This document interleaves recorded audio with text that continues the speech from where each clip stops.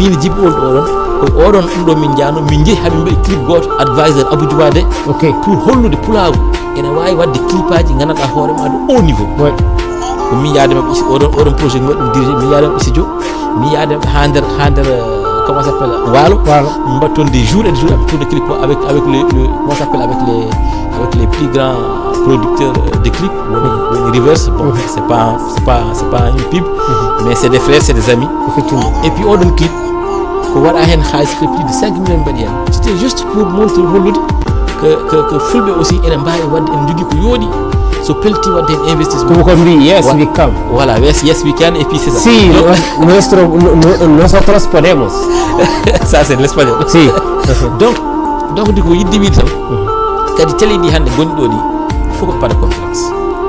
min de ñaaguima Allah kiɗi e dowto télé